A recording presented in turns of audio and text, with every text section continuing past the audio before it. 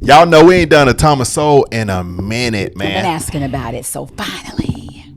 And you know what? I don't think it's the one we have never done. He was getting on Obama, saying how Obama was the worst president, and we know why Joe Biden was the worst president, because of Obama. So how many worst presidents is it? Is it a worst president or several worst presidents? 2. Okay. Let's And hear. we thank God we dodged a bullet with Cackling, because she would have been the absolute. She would have. With who? Cackling. Oh. If Cackling would have been been president, she would have been the worst Oh president my gosh. in really American history. That would ever it'll be like that in American history. Talking about the Hunger Games. No way. Please. Who? No. People knew. People are not dumb. People are smart. We are smart. A few clips of the President of the United States delivering his State of the Union address earlier this year. Clip number 1. Higher education can't be a luxury. It is an economic imperative that every family in America should be able to afford. Higher education, an imperative. All he's asking is that all young Americans should have the same opportunity to get a really good education that Tom Sowell had. Tom? I love the use of the word opportunity. You know, I had as much opportunity to become an NBA star as Michael Jordan had. It just happens that there was some difference in skill. And so the same thing with education. There is no point trying to run people through institutions that they have very little interest in, and that they may not be suited for. In fact, I would argue that one of the problems of American education is you have a lot of people in college who have no interest in what a college is supposed to be, nor is there any reason why they should. And so So you water down the education of the people who are there to get an education because of the people who are not there for that purpose, and who are, and who you're trying to appease in some way. And is the impulse that we just saw of Barack Obama and his supporters to constantly more and more people run them through college, and that's what? That's to enhance the standing of intellectuals in society, to teach more and more Americans to defer to intellectuals? Is that part of what's going on? It's to win votes, frankly. All right. Straightforward as that. Pretty much. President Obama once again. I will not cede the wind or solar or battery industry to China or Germany because we refuse to make the same commitment here. We've subsidized oil companies for a century. That's long enough. This is pre-Solyndra, of course. Pre-Solyndra. Tom? You know, there's notion of picking out something and calling it a good thing, like education or affordable housing or whatever it might be. Everything is a matter of trade-off. What did the band say there? That he will not cede wind or solar or the battery industry to China or Germany because we refuse to make the same commitment. It's amazing that here is a man talking about 5 different industries, in none of which he has the slightest experience. You know, but because he has these degrees from the places you mentioned, he thinks, and people have told him how clever he is, he now thinks that he can do this. So can you... No human being on this planet could do this. Can you explain, Tom, the particular appeal to intellectuals of the kind you describe here, of the green movement, of the environmental movement? Oh, it shows them again in the role they relish. They're the wise and noble, forcing the rest of us poor dummies to do what's right, even though we don't want to. So it's what your old friend Karl Marx would have described as the will to power. Yes.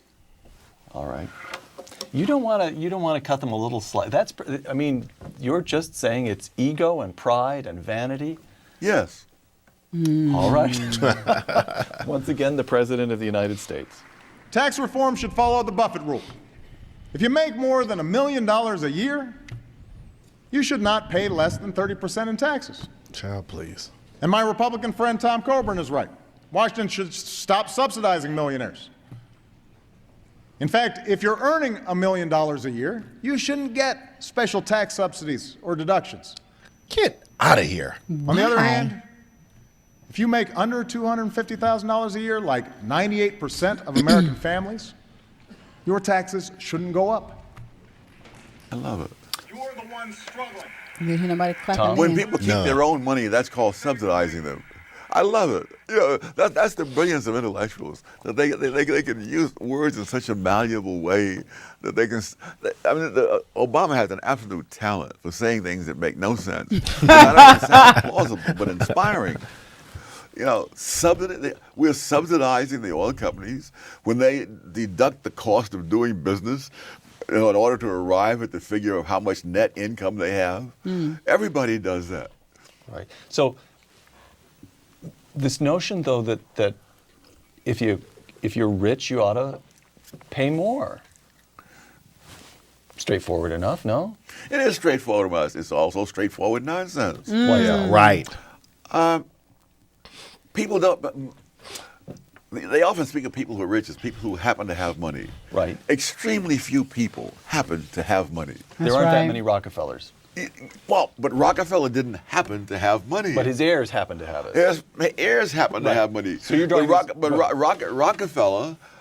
Rockefeller reduced the cost of oil to a fraction of what it had been before him, benefiting millions of people across the country. Therefore, they bought their oil from Rockefeller rather than from people who had more expensive ways of producing oil. And, for example, one of them being the use of tank cars on the railroads.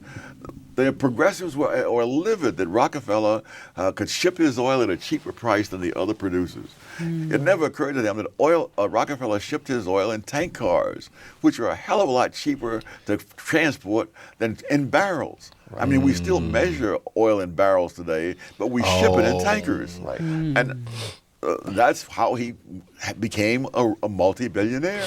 So we know He's from the more study efficient. of economic history that wealthy people get wealthy by creating jobs, lowering prices of products. Rather than Bill Gates, the richest man in America, one of the richest men in the world, invented an entire industry that simply didn't. All right, we know all that, and we also know, as we mentioned earlier, that cutting taxes worked to spur economic growth in the 20s.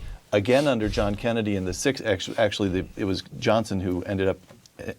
Most of the tax cuts took place, let's call it under the 60s, and then again in Ronald Reagan in the 1980s. And then George W. Bush. And George W. Bush. So how is it that he can stand there in the face of this overwhelming evidence and be taken seriously? I'm not asking now about Barack Obama as an intellectual. I'm asking about the people listening to him. That's the question of the hour. You have people who don't stop and think.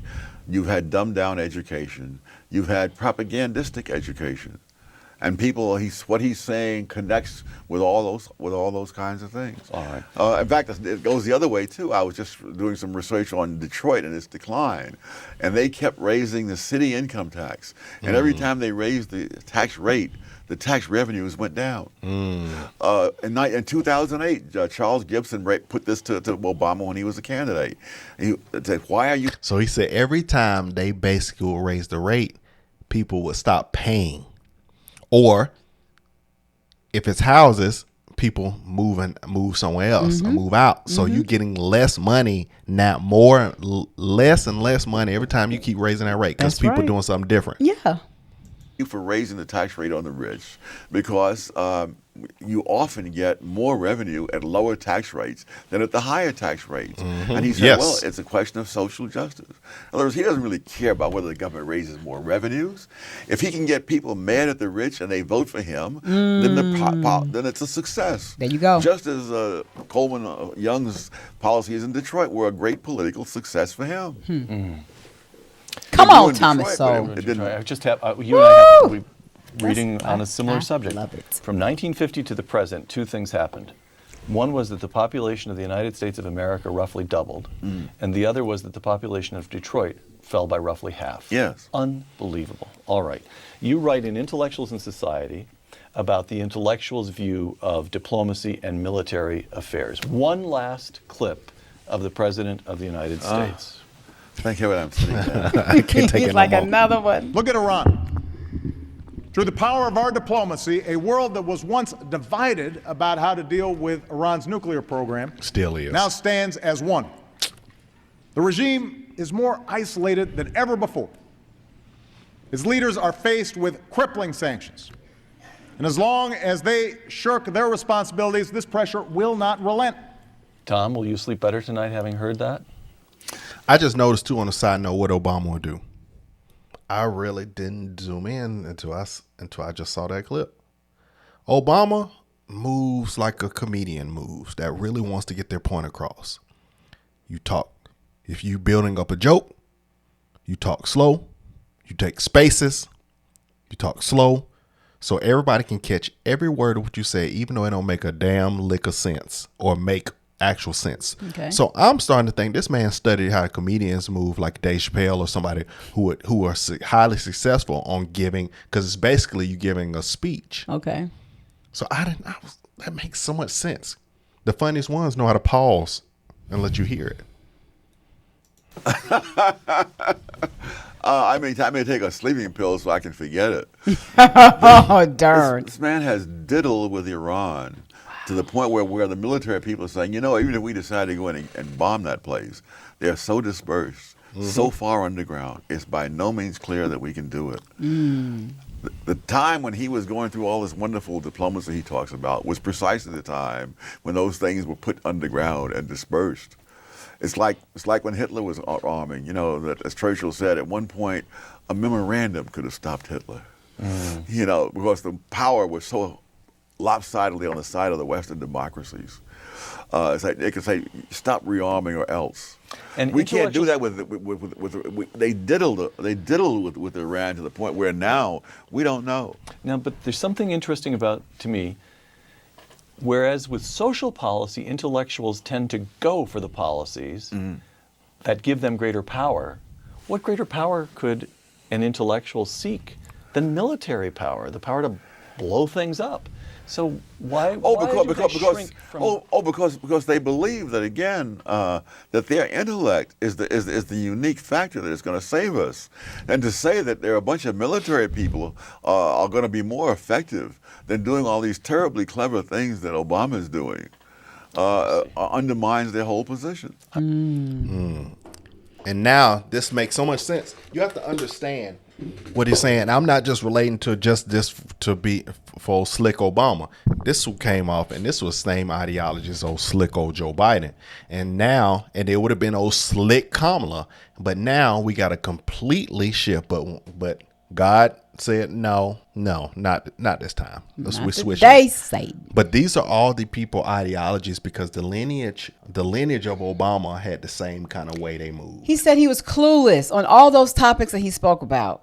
But yet the way he was saying his words were making people just agree because it was so charismatic. Exactly. It sounds so nice. He sounds so elegant. Wow. The Negro could speak and pause. And these are all of the plausible reasons as why we shouldn't even be listening to this. We should be doing this. But like he said, if you don't even think about it and do any research and homework, like a lot of us didn't, you're going to vote for him. If you go against this group and you vote for me, this is why you should vote for me, go against them. And you don't even know that's a bunch of hogwash.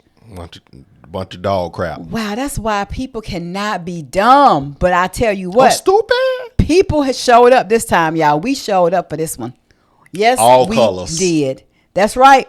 Multicultural was supporting Trump and still is. They trying every little thing now yet and still, but we are not having it. We are still paying attention. We are being vocal. We are showing up at these committees, these meetings, legislator, state, local. We are there voicing, and just like on our platforms, we have to continue to keep your eyes open. That's a doggone shame. And that's how he got elected. And talking about Obama. That's how the man got elected. Ignorance of us. And on that note, smash that like button. All right, great people. Subscribe to the channel. Doing your due diligence. Go back and check to make sure you still subscribe because people have been unsubscribed. Make sure your notifications are turned on because we've been hearing those been turned off too. Love you guys. Like this video. Like this video. And we'll see you on the next one. Yeah. Bye.